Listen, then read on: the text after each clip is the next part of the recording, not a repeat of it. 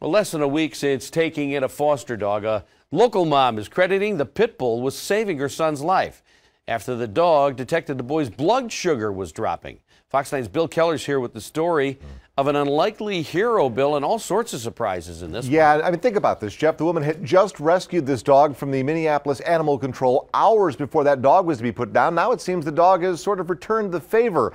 She had planned to just foster that dog until someone could adopt it. Now she is making that dog a permanent part of her home. As you can see, he's a happy, healthy little boy. To watch Peyton Anderson play with his dog, you can tell there is a special bond.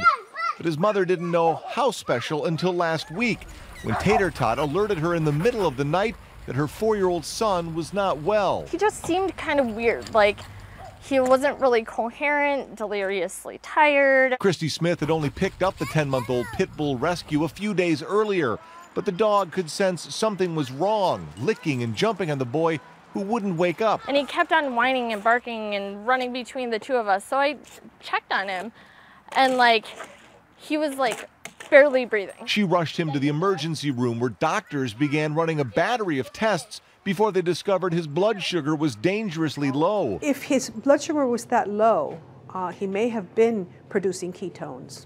So that may have been what the dog picked up on. Dr. Isis Sanchez says it was Tater's keen sense of smell that detected the change in Peyton's body. Because for them, what for us is, barely a whiff of something, gives them a huge picture of what's going on. Aside from smell, Sanchez says dogs may actually have a sort of sixth sense that can detect changes in electrical activity, which is how some dogs may be able to warn people with epilepsy about seizures before they happen. Doggy heroes come in all sizes. Peyton has tested negative for diabetes, and while they still can't explain what happened, Christy is convinced Tater Tot saved her son's life. I could have been one of those moms, sitting there telling people how I lost my son.